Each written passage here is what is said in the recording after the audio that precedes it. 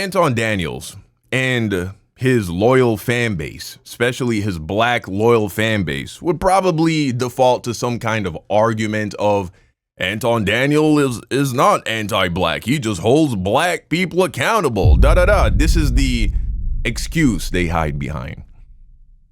Okay, sure. But this is what you can't run from. If you lie about the realities of black people for the sake of making them look worse, you're a sellout. You're a grifter. You're lying. Why would you as a black person willfully lie about black people? And so let's go ahead and take a look at this video and hear this white woman spout her racist bullshit and watch Anton agree with it and then watch me obliterate it. Let's go. White people aren't racist if they avoid black people. Huh? If you go out of your way to avoid black people, you're not racist. Why would you want to be put in a predicament? You never know what's going to happen. You truly don't. You could look at... Couldn't you say that about anybody, though? You could walk into a room with anybody of any race and you don't know what's going to happen. But why do black people have a... why are they treated special? Okay, let's see. them wrong and they get mad and loud and aggressive. Wow. So if avoiding black people for your own safety is racism now, well, then I guess I'm racist. I guess I care more about my well-being and my family and my life. Wow. So I'll take it. I guess I'll be racist if that's what it means, because it means a million things. It means a million things. Okay, like what? I feel like we have enough to deal with in this world, let alone people that live in the cities can't even take public transportation. They can't even go into a gas station. They can't even go into a store. Wow. When I go to the city, I avoid certain gas stations. I know that that's the cracky gas station. I know that's the ghetto gerbs. I know it. You can just look at it and you know exactly what you're going to get when you go in there. Yeah, and you know what? When I drive through Texas, if I ever have to drive through a small sundown town, I'm not stopping there either. And so I'm not telling this woman that she's wrong. Listen, I'm going to teach my children what it looks like when you're in the hood. You know what I'm saying? I'm going to teach my children that, look, when you go to certain low income, high crime communities, you better walk around. Well, you shouldn't be walking around there at all if you have no business being there. But if you find yourself there, you better keep your head on a swivel and don't stop at the gas station at night. Those are all legitimate things to consider. However, when you take that, you take the fact that that is a reality in a very, very, very tiny, small portion of the black community and then apply it to all black people. When, let's be honest, this bitch ain't going to no fucking black neighborhoods, bro. Let's get real for a second. I didn't grow up in the hood in America, but I am friends with some guys who did. And something I've heard one of my black American friends say, who comes from a lower income background, he said, you don't really see white people in the hood like that. The only time you see white people in the hood, especially white women, is when they're drug fiends or they're rebelling against their parents and they fetishize black gang culture and they want to be around dudes like that. Think about your bad babies. Think about your whoa Vickies or cops. That's really it. Or drug heads, crackheads, white crackheads. Then you'll see them in the hood. You really don't see white people in the hood. You definitely don't see white women that look like this in the hood. You know what I'm saying? And so she's making this up. She's making this up as if this is a part of her daily reality. But the statistics tell us a completely different story. And if this woman was to walk through life in a way where she was trying to avoid the greatest threat to her in regards to other groups of people or other demographics, do you know what group of men pose the greatest threat to white women? If you've been watching this channel for a while, you already know the answer to that one. White men. White women, their greatest danger on this planet in this country is the white man. White people in general, 8 out of 10 times when a white person is killed, they're killed by a white person. The grand majority of times when white women are sexually assaulted or murdered, they are killed by white men. These are just the facts. These are just statistics. This is just education. This is just sociology. This is not opinion. This is reality. And this guy, Anton Daniels, look at him looking at her like she's cooking right now. I don't see anything wrong with anything that she's saying. And more importantly, I guess, if you think about it, I do the same thing. And respectful Black people do the same thing. And respectful Asians and Latino people that have a family to go home to. And things that they want to actually see in their lifetime and they want to live to tomorrow, because it's people that don't have anything to live for. And because we know that if you go into ghetto spaces inside of liberal cities, that it's a possibility that it can go left and it can go up. And for white people, it's even worse, because they see y'all as food, because now y'all have been made the enemy. And the poster child for the enemy of America has now become the heterosexual white man. And I've always said that. Well, again, white men pose the greatest risk to white people and white women especially. And so it makes sense that they would be the poster child of violence for white people at the very least. Yeah, if you're a Black person, if you get murked, more than likely, statistically, it's going to be by a Black person. That's the reality of it. But let's not forget that less than 1% of the entire Black population is in prison right now.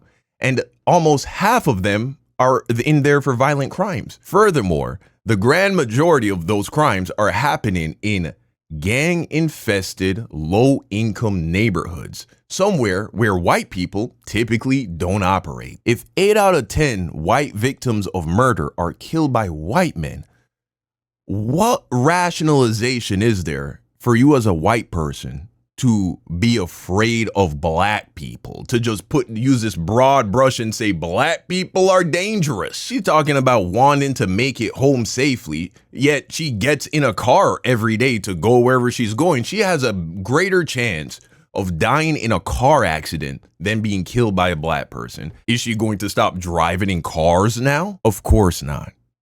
Because she's just racist. That's all she is. And Anton Daniels, he's co-signing it because he's a raccoon. Now, that's video number one. We don't need to hear him rationalize this bullshit any further. He's already co-signed this statement, which I've already debunked with viciousness. Now, let's take a deeper dive and really explore Anton's anti-Black woman ideology. This man hates Black women. If we search the term Black women on Anton's channel, let's see what we see. Black men that date white women are weak. Woman says she's tired of Black women's race baiting hate. White girl says she's tired of Black women race baiting, saying Black men weak for talking to them. Right, so Black women, they're race baiters. Black woman says they are #1 for herpes. It's an emergency to get their health in order. Black woman says she is tired of being nice to Black men, don't want to speak in the grocery stores. Black women are overwhelmed with herpes. Wow, really beating that drum, huh? Woman says no one is coming to save you, talk Black men. Now, from the first video, we already know Anton is an anti-Black just sellout, right? But he does lean more towards bashing Black women because he started off more as like a red pill financial guru grifter. And so he's attracted a large Black male audience. He blew up doing like a dozen interviews with Charleston White. The grand majority of his content within the last 3 to 4 years have been focused on bashing Black women. You can just go through his catalog and see for yourself. It's terrible, man. And so not only is he bashing Black women, though, he does it in such a way as to try and turn Black men against Black women. His content appeals to other Black men who also hate Black women. And so even if there is any amount of truth to the things that he's saying, because again, the best lies have a little bit of truth woven into it. I'm not going to pretend as if there isn't anything true about anything he says about the Black women he's criticizing. The reality is the grand majority of Black women are good, decent, kind, sweet people. But if you watch Anton's channel, you would swear that Black women are just the spawn of Satan, bro. Black women says they are the most educated, just like to be ghetto, fake lashes, and wear bonnets. What the fuck is wrong with bonnets and fake lashes. Do you know that white women wear these things too? White women wear fake eyelashes. They wear weave. Although white women, they call them hair extensions. I mean, just look, check it out on Amazon. Believe it or not, a lot of white women you see walking around are walking around with weave in their head. Again, they just call them hair extensions. See, this one has 23,000 reviews. But if you search for black weave, check this out. The weave with the most reviews on Amazon only has 3,200. And so white women are buying more weave on Amazon than black women. Now you could say black women, this isn't where black women like to get their weave, and that's probably true. But the point I'm making is white women wear fake hair. They wear whatever the fuck, eye extensions, eyelashes. Asian women do it. Hispanic women wear false lashes. White women get their nails done. They put on fake nails. They do it all too. But it doesn't stop there. White women get fake tits and fake ass to have a body that is more common amongst black women. They paint their skin to be darker. That's fake. They're artificially augmenting their body in a way to make them look more like people of a different race, yet they're not demonized for it. But if a black woman puts in a little bit of weave, if she does a little work on her body, if she wears false eyelashes, if she wears fake nails, for some reason, she's demonized for it. She's called ghetto and ratchet. And it's really just the hatred of black women that fuels that. They don't want black women to be beautiful. They don't want black women to be pretty the way that white women beautify themselves by fucking doing all this shit that girls do. It reminds me of that video we did where we reacted to Antonio and we talked about how it's only ghetto until white people do it, right? Megan Good, she wears a tank top back in the early 2000s. I'm sure if Anton saw a woman that looked like this, he would say she's ghetto and ratchet. But then Kylie Jenner, she is exalted as an innovator in fashion when she wears the exact same outfit, you know what I'm saying, 15 years later. They have no problem with the actual thing that is being done. The problem is with the person. And the person is a black woman. That's the problem. But what happens if we type white women into the search bar? White woman says black men freely spend money on them and do the nastiest things white guys don't do. Now, I have plenty of white friends. I highly doubt that. White dudes, they'll put it in their butts. They'll go down, eat that box. And look, I'm not trying to, you know what I'm saying? If you're into that, however you get down with your chick, that's how you get down with your chick. I don't get down like that personally. I'm just saying this, whatever narrative this guy's about to try and push, like black men are freakier with white women. But regardless of what the reality is where that is concerned, the main point here is he's trying to paint a picture that the white woman is so glorious and so amazing that they're able to draw out this different side of black men where they're willing to go places sexually that they just can't seem to find the desire to do that with black women. White women are chasing down black men for marriage. Again, pushing this rhetoric where he's trying to encourage black men to turn away from black women and pursue women of another race. Here he's defending a white woman that was called racist because she says she doesn't want black kids and prefers a white man. And I don't think there's anything inherently wrong with a white woman having that position, but it's the fact that this is all he does when he talks about white women. He never defends black women. He only defends white women. He attacks black women. He never attacks white women. Now, I've already showed you where he was willing to lie once. He lied by co-signing that racist white woman that tried to paint black people as this great threat to her as a white woman. But now let's see him lie about black women specifically. He's about to lie about black women and demonize black women. Now listen, in a terrible way. Let's check this out. I am no economist. I hate economics. I dread. Okay, the title of this video, Black Women Are Struggling the Most After Layoffs from the Federal Government via Trump Going Broke. Now, of course, Anton Daniels, he's a pro-Trump, pro-MAGA guy, right? Republican, conservative, all of that. And so Donald Trump is destroying the country. He's destroying the economy. A lot of people are suffering. He'll never talk about the white farmers in the middle of the country who are begging Trump for who are currently begging for government handouts, for bailouts, because they're on the verge of bankruptcy, because Trump's financial plans and, you know, the tariffs and all that have completely fucked the farmers. China, which was one of the main importers, in fact, the main importers of soybeans, which is something that we grow a lot of here in America for the sake of exporting to China. Well, because of the tariffs and the tariff war that Trump has started, which has not benefited America in any way, China has completely stopped purchasing soybeans from America. And so you got farmers who can't move their product. Anton's never going to talk about that, but instead he's going to find a way to blame black women, demonize black women for having federal government jobs. He's gonna demonize black women for being gainfully employed. Watch this. Now listen, I am no economist. I hate economics. I dreaded that class in school. But I know black people. And so the signs about the impact of this mess on black people were there very, very early on. As soon as Elon Musk started running through our federal government, destroying ish, I knew that was not going to be good for black people. Even without the data, I just knew anecdotally that the federal government buoys, it is an anchor for the black middle class. I knew in my own family that basically my mom, my parents' entire generation of my family all worked for the federal government. And they weren't even in like the DMV or some major federal government regions, but they all work for the feds. And so I knew this was not going to go over well. And we are getting more and more data about this.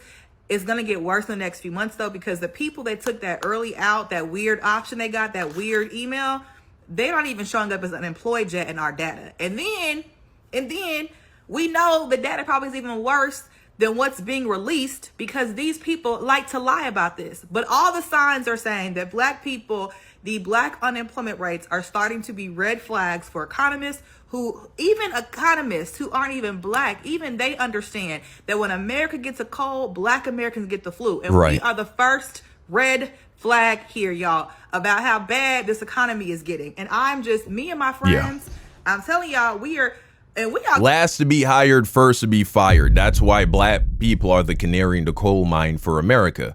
If black people are doing well, that means everybody's doing well. And if black people are starting to suffer, that means white people, Hispanics, you're next. Got degrees, and we are bracing ourselves for this because it's going to get worse. Like significant. Having a degree does not protect you or insulate you from the possibility of getting laid off. Yeah, but it makes it much less likely, though. And we all know that the federal government specifically, and a lot of parts of private industry and academia, has always been a place where black women have done the minimum. And when I say the minimum... So even when you are a black woman and you get a degree and you're a teacher, you're working in child protective services, you're working for the federal government in some capacity, it's still not enough. It's still never enough if you're a black woman. Let's let him go some more. They are not going into STEM fields. That's one of the reasons why you have places like Black Girls Code and all of this stuff. They're not going into STEM fields. But you know who else aren't going into STEM fields? White women, Asian women, Hispanic women. Of course, you can find women of all these races in STEM fields, but the majority of women across the board, regardless of race, they don't go into STEM. But it is only the black woman that catches fire for it, though. She's the only one that's going to catch hell for that for some weird reason. Because you don't have to incentivize people that are doing the most or doing the best for themselves. Now, obviously, we know that, Again, so I imagine black women, they're doing the least. All these other women, they're doing the most, but yet for some reason, they also gravitate to the exact same fields that black women do. That does not absolve everybody, right? We know that there are people that do go into it. However, when I was in my software and engineering classes, I didn't see any black people. I didn't see that many women at all. Yeah, something tells me Anton didn't finish his degree in software engineering. I'm just taking a stab in the dark here. Yep, I was right on the money. So here we have Anton Daniels. He has, I guess, a piece done on him by QuentinSuper.com. He spoke to him. Anyway, apparently, Daniels spent one semester at the University of Detroit, Mercer, and then he dropped out because he realized it was too expensive. I don't know why it would take an entire semester for him to realize it was too expensive. I'm pretty sure they tell you the cost up front. It's not like it sneaks up on you, right? If you can do basic math, you would realize how much a semester would cost, and you would realize how much it would cost to pursue the entire degree.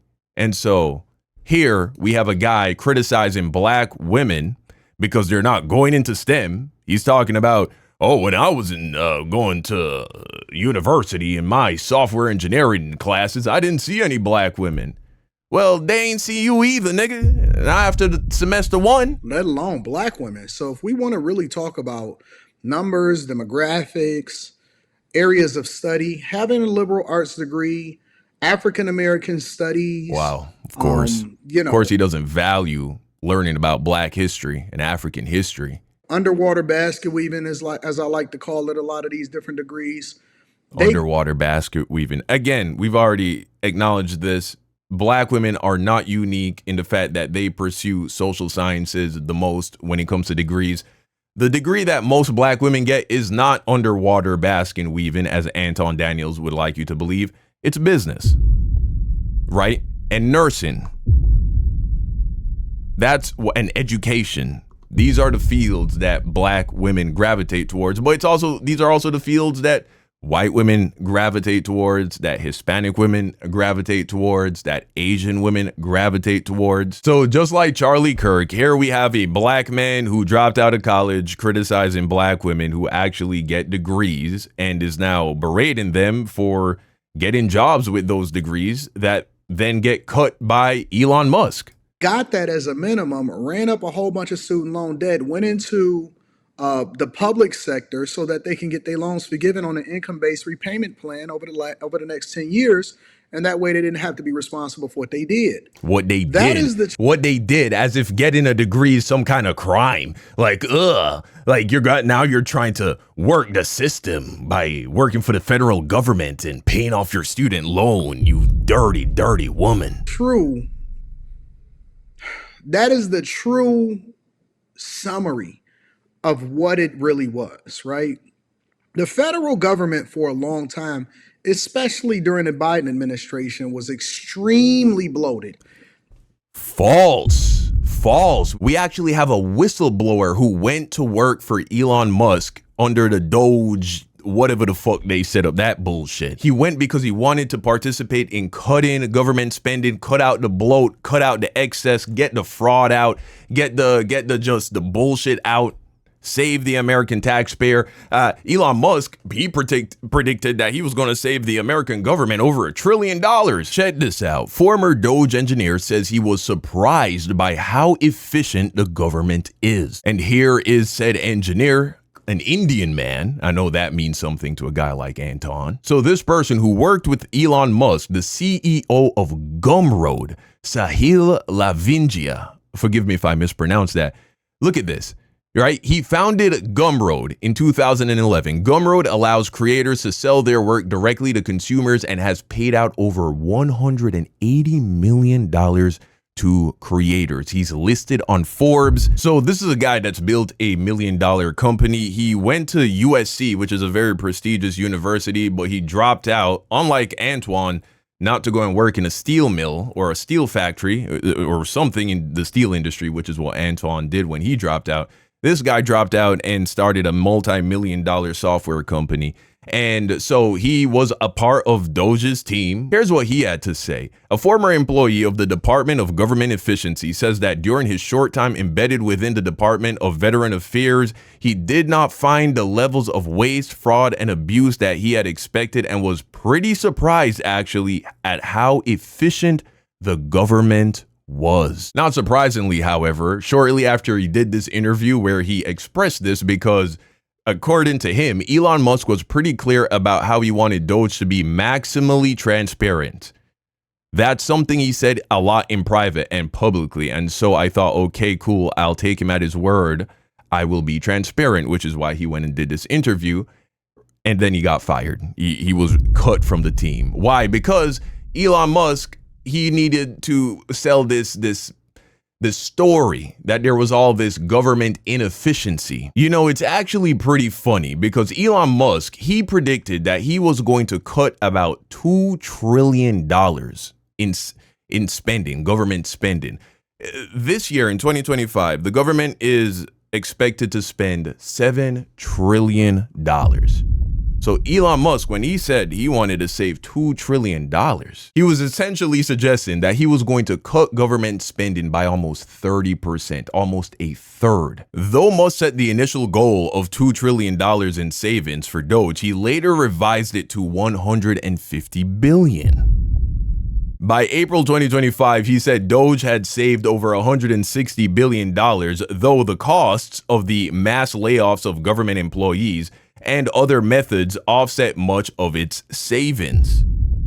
When Americans said, yeah, Elon, we want you to find ways of saving money, they didn't mean fire Americans from their jobs. And so when we calculate 160 billion as a percentage of 7 trillion, because remember what Anton said, what Elon said, there's all this waste, there's all this fraud. What do you get? 2%.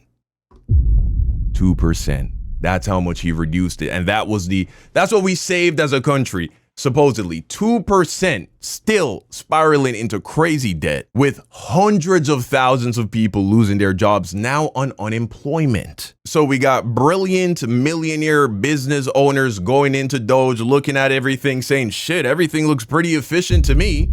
We got Elon Musk, who was given free reign to cut government spending, and the best he could do was 2%, all while costing hundreds of thousands of Americans their jobs. So what the fuck is Anton Daniels talking about? And the way that they were able to get away with these jobs numbers is because if you really started to break it down during the 4 years of the Biden administration, they were basically subsidizing all of these states and all of these major cities, especially sanctuary cities, with pandemic money.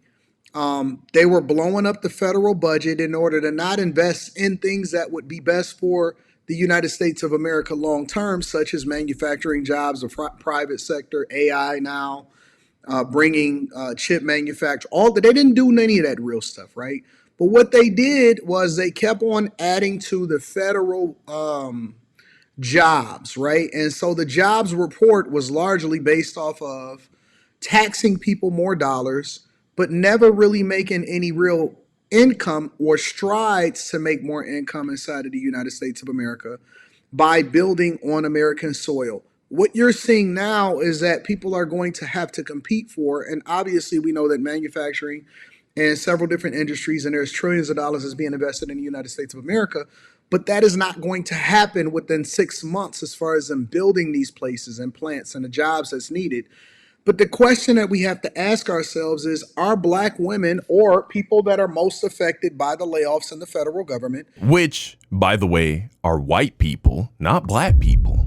Don't forget, black people only make up like 12% of this country. Black women make up like half of that, so about 7%. The people who are most affected by these layoffs were white people. Just like the bulk of the welfare in this country goes to white people, just like the fact that DEI has proven to help white women more than any other demographic of people. But all of those people, they were doing the most. They were giving the most. And the black women, well, they were just doing the least. Are they prepared to compete in the private sector based off of merit? And so when I see women a lot of times say, and I have a degree, for me, that don't mean anything because you don't have the skill set that is required for what the next generation of jobs is going to need in order for us to compete at the highest level and for you to remain employed. You know, men have always That's bullshit. Women are more employed. The unemployment rate is higher for black men than black women. Black women get shit done. Black women work. Black women take care of their kids. Adjusted, shifted, done things with their hands, went into skilled trades, became linemen, worked in the oil field, some of the hardest jobs, right?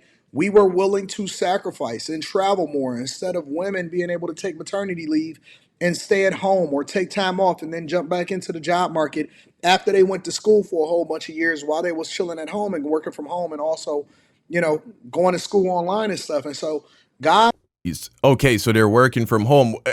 They have to come. You put the baby in them. Now the woman, she's being demonized because she had to take time off to breastfeed? Who's going to take care of the baby? It's way more expensive to put them in daycare, and it's way riskier. Why are we now bashing women because they take time off to raise your fucking child? Which, by the way, makes them less marketable in the workforce. So what is it, man? What do we want? Do we want conservative values? Do we want women having a bunch of babies? Do we want them feminine and at home taking care of the kids? Or do we want them working? Do we want them having abortions, being on birth control? Make up your fucking mind. I mean, just take a look at this study posted on the National Library of Medicine. Okay, title of the study: Paid leave benefits among a national sample of working mothers with infants in the United States. Using data from the Listening to Mothers 2 survey, a national sample of English-speaking women who gave birth in 2005, we conducted multivariable linear and logistic regression analyses to examine the associations between socio-demographic factors and employment leave variables, paid maternity, sick, and personal leave.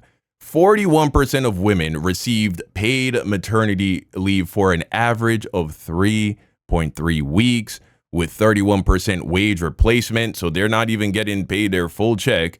On average, women took 10 weeks of maternity leave and received 10.4 days of paid sick leave and 11.6 days of paid personal time per year. So on average, when women do go home, for maternity leave, they take 10 weeks. That's not even 3 months. I don't know where Anton is getting this data of this surge of women who are taking 3 years off at a time once they have a baby. If anything, we need to applaud these women who stay home longer for maternity leave and also get a degree while they're at it, and oftentimes are working from home while they're at it. Why? Because they're saving you money in daycare expenses and also making themselves more marketable so that when they do return to the workforce, they can get paid even more and bring that in for the whole family household. And that's the thing with people with biases against certain people. That's the thing with bigots.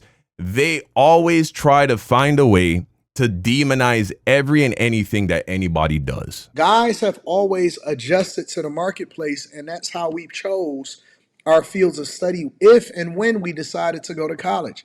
That didn't happen for women. Women thought that the federal government would always, similar to housing markets, that it would never fail and that they would always have a job and they wouldn't be affected by what happens in society. And even if there was a pandemic. Listen, man, there is no safe industry. There is no safe industry.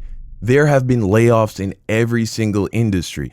He's glazing software engineering, for instance. Oh, you should become a software engineer. Women, they're not going into STEM. Well, if this guy really has his ear to the ground and has his pulse on the culture, or his finger on the pulse of the culture, then he would know that for the last 2 years, getting a job in software engineering or computer science is incredibly difficult. Why? Because the field is oversaturated. I mean, look what pops up when you type in "don't become a software engineer." Don't become a software engineer. 80% of programmers are not happy. Why? Why is everyone leaving their tech job? I mean, check out this video by this white man. It's a white man, Anton, so you can trust his word. The truth about the software engineering job market in 2025. Everyone knows. Now, Anton likes to talk about things that he has no clue about, right? Things he's not involved in, things he's never done.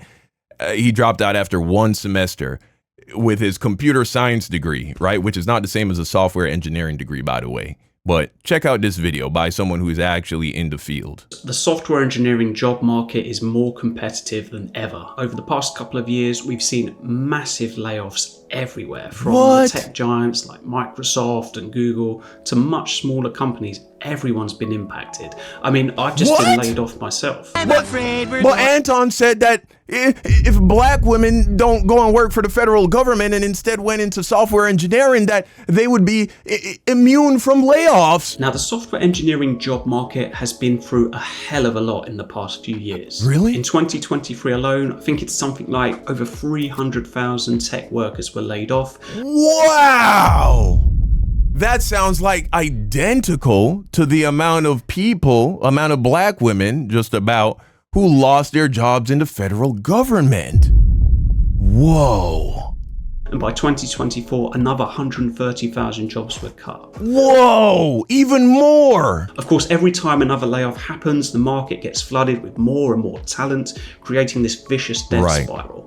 The effect is particularly being felt by junior engineers, as they now have to compete with sometimes quite frankly desperate mid-level and senior engineers who also need a job. On top of that, companies are increasingly outsourcing jobs to lower cost regions like Latin America, India and Eastern Europe. This shift is making it even harder to secure opportunities in traditional markets. And then of course there's AI, the elephant in the room. We all know that AI tools are automating routine coding tasks. Wow, so AI is actually making it harder to get a job in software engineering. Didn't earlier in this video Anton talk about how AI is one of the emerging fields in America that's getting a lot of investment?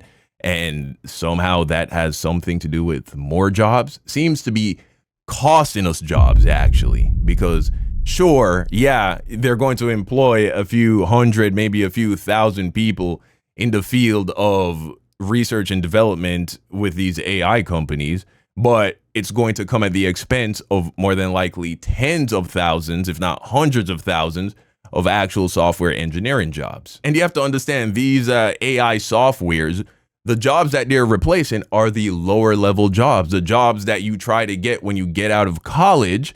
And so you can't get a lower level job because you're getting replaced by AI.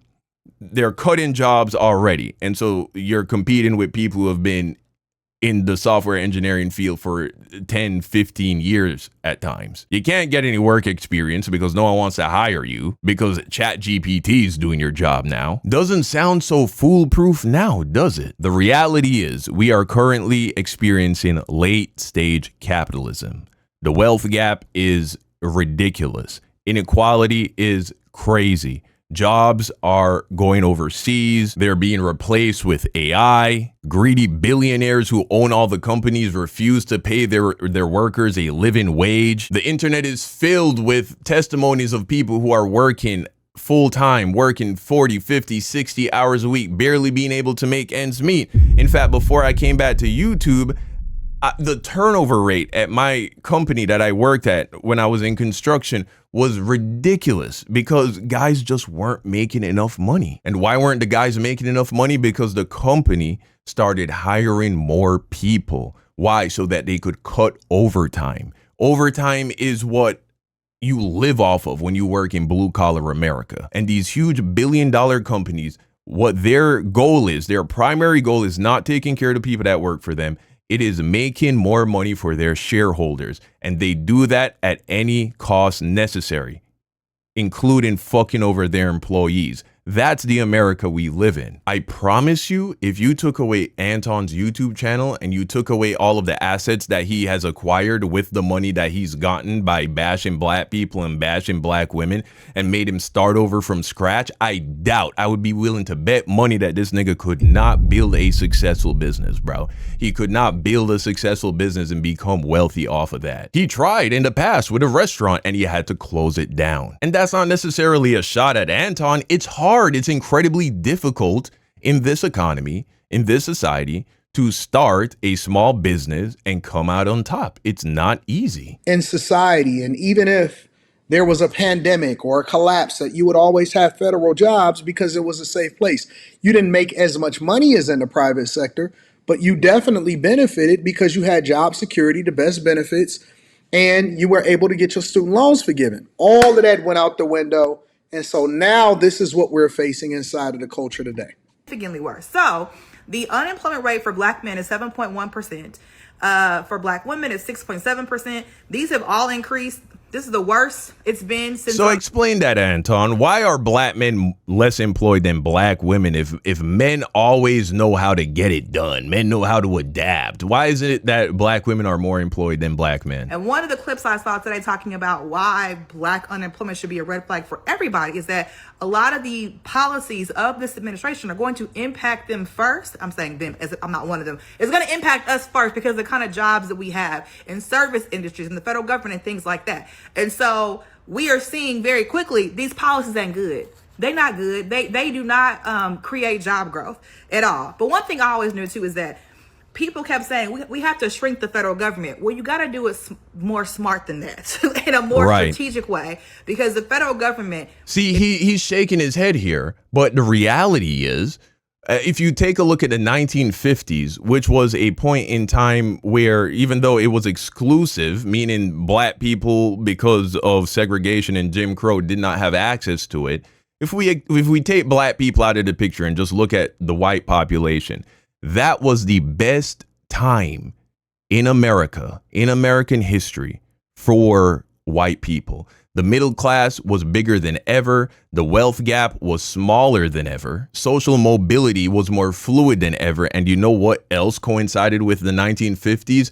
The greatest expansion of the federal government within American history. Just take a look at this table I had ChatGPT whip up, right? So it's comparing the U.S. economy in the 1950s, which again is regarded as the golden era of the American economy. The middle class was never bigger. Wealth inequality was lower. Check this out. Top federal income tax rate, 91%. That was a top tax rate for the wealthiest people. 50 to 60% effective after deductions. That was in the 1950s. Now, 37%. We are not taxing the wealthy or the rich as much, but our economy is worse, right? Corporate tax rate, 50% in the 1950s. 21% today. Union membership rate. 35% of workers were protected by unions, meaning you had unions advocating for fair wages for workers. Now that number is down to 6%. And guys like Elon Musk are trying to bring it to 0%. Median family income growth was 3.5% every year, meaning every year, year over year, your household brought in 3.5% more money than the year before. Now it's down to 0.5% or 1% a year. And while all of that was happening, the government was spending more money. The government was expanding. The rich were getting taxed more. We had more unions. Still, the GDP growth of the country, which is the number one thing that tells you the health of the economy, 4% every year, year over year. America produced 4% more value year over year. Now, it's 2%. So we've cut taxes for the wealthy. We've shrunk the government. We've reduced corporate taxes. We've dismantled unions. And now we're making less money as a country. We are growing less every year as a country, even though the population continues to grow. In the 1950s, only 10% of the total income generated by the country went into the pockets of the top 1%. Now it's 20 to 22%. None of this is a coincidence. If you go look at the history of the size of our federal government in terms of like jobs, it grew significantly to get us out of. It's not what the federal government is for. We want smaller government. That's a part of what being a Republican is. Right. And that's what being stupid is. Being Republican is being stupid. If you're not a billionaire, the only people who should want, you know what I'm saying, to be Republicans are billionaires. If you don't got B's in your bank account and you're a Republican, you are a useful idiot for the hyper wealthy and the elite. That's the reality. That's what the data shows us. You can't just subsidize people by giving them fake jobs and acting like they being productive. No, we need to right size the government and we need to create more private sector jobs. That's not how Is that why we lost over 300,000, over 400,000 tech jobs in the last 2 years? Because those were fake jobs? Is that what happened? So you're telling me fake jobs happen in the private sector as well? Interesting. Do it. We don't need to slowly get it off of attrition. No, we got to rip the Band-Aid off. And this is how it's always been in the private sector. And we need to start treating the government like the business that it is so that we can make sure that we not overtax and we don't collapse the United States of America with more debt by subsidizing people that don't appreciate what's happening and the people that's creating the jobs in the first place. Ooh, out of the Great Depression. And the people that are creating the jobs, they're getting wealthier. They're fine. Always play with the number of jobs in the federal government to help the economy because it helps to buoy the entire economy. And then they starting to see too the agencies, the federal agencies that Trump and Elon Musk went after, black people were disproportionately high in those agencies. Like we are in large numbers. They're still going after them. They just not as overt with it because they caught a lot of feedback and backlash from it. Particularly black women. Also, of course, DEI backlash. And none of those firings occurred because the people were incompetent at their job. Right? Because if you're incompetent at your job, you would have already been fired. It's that simple.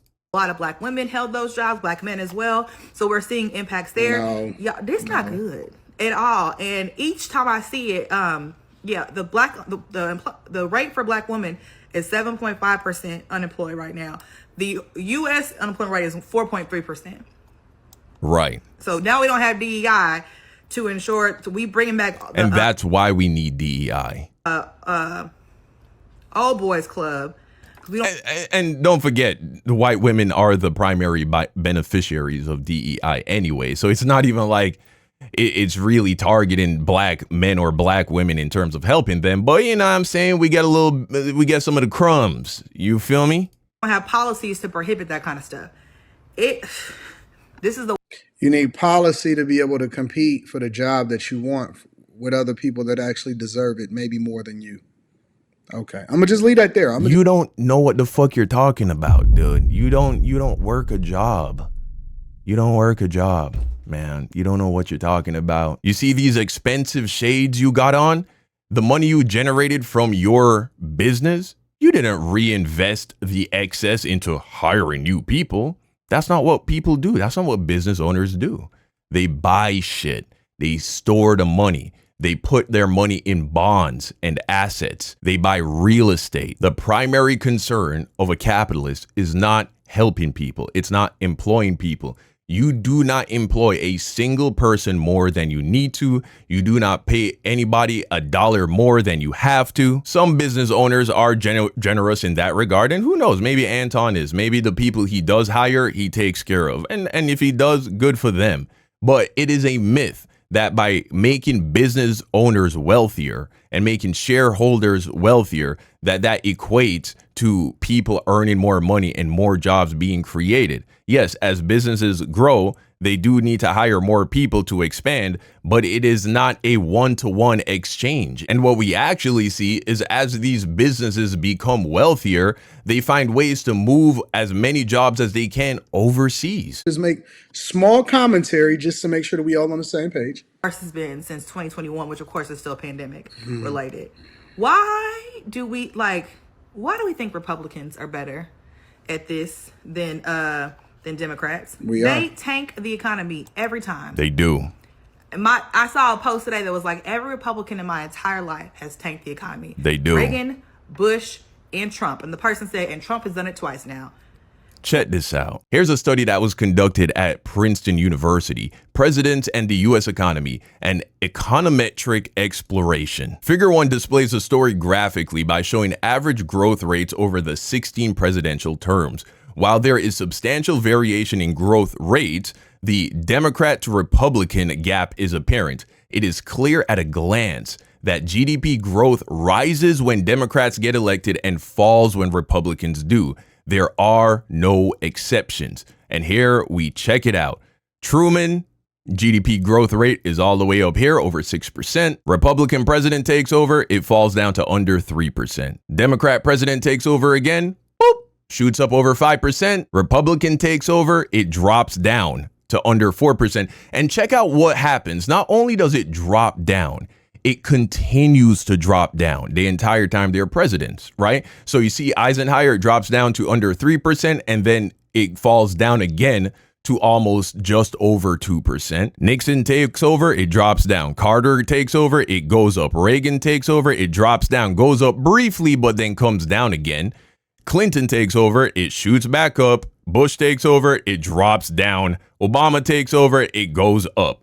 That is the pattern over and over again. And by no means am I saying Democrats are perfect or the Democrat Party is perfect, but it is clear that at least by the data, society fares well or better when Democrats are in charge. People have more money in their pockets when Democrats are in charge. People have more money in their pockets when the government is bigger, when there's more regulation. And why is that? Because in a capitalistic society, when you deregulate business owners, when you cut their taxes, All they do is hoard money and create monopolies. That's all they fucking do. And that's why you'll never see Anton Daniels using data or statistics to back up his political claims. He's just going off of vibes. He's just going off of the grift. He's just going off of what Republicans want to hear. But it's all a fantasy. It's all a fairy tale. It's all propaganda pushed by elites. And the only reason these people keep getting more and more power and keep getting reelected is because they deceive the American public by dangling a carrot over their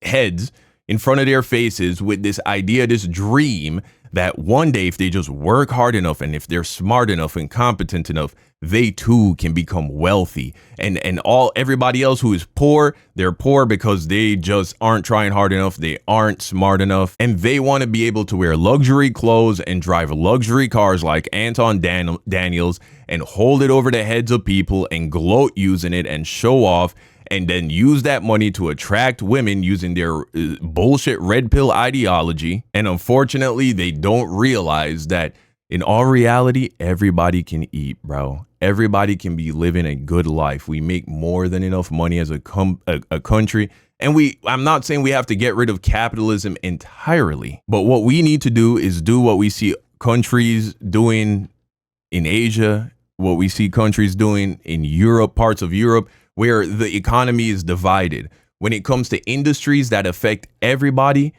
these companies, these services are ran by the government. Healthcare, insurance, telecommunications, major construction, utilities like electricity, water, gas. Allow the government to take care of the things that are necessary. But when it comes to everything else, in those instances, you can still allow capitalism to do its thing, right? We're talking entertainment, the arts, services, restaurants, things that aren't essential to survival, things that aren't essential to one's quality of life. For instance, when it comes to pizza, I want Domino's and Pizza Hut to compete for my business through capitalism. And how do they do that? By making the best pizza for the best price. But I don't want my health insurance companies competing to see who can extract the most money from me to enrich shareholders. No, I want my insurance to just fucking pay for my medical bills without leaving my entire family in debt if a serious medical crisis were to happen. It is an economic model that is already successful and being implemented in other countries. And the beauty of that model is that when those government-ran industries, and people will say, oh, well, look at how poorly, you know, the transportation system in New York is, and that's government ran. Yeah, but it's underfunded because Republicans keep cutting the fucking budget for these essentials like education, like transportation. That's why it sucks. It doesn't suck because at the end of the day, regardless of whether it is ran in the private sector or ran by the government, it's the same people that are doing the jobs. The only difference is when you take it out of the realm of capitalism, the priority is no longer making as much money possible for shareholders. It becomes, how do we get the job done? And any profits that are made gets recycled back into the government to further invest. This is what they're doing in China, which is how China has been able to lift more people out of poverty than any other nation in all of human history. At the speed that it's doing it, at the rate that it's doing it, it's never been done before. And this is how they're doing it. They mix socialism with capitalism. This is why they're outpacing us. This is why they're growing bigger than us. This is why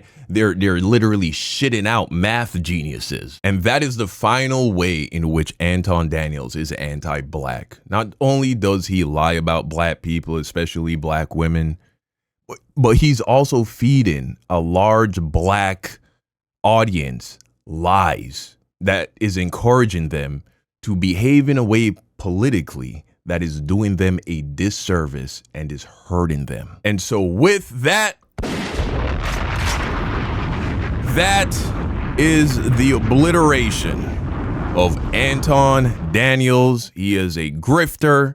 He is not smart. He doesn't know what he's talking about. He lies constantly. He's an insecure man that constantly feels the need to try and show off to people.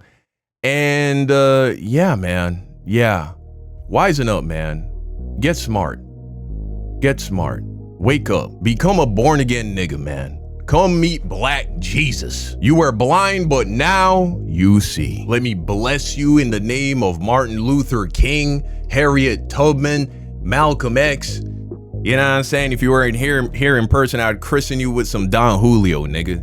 But all right, man, that's the video. You let me know what you think in the comment section down below. And until next time, peace out.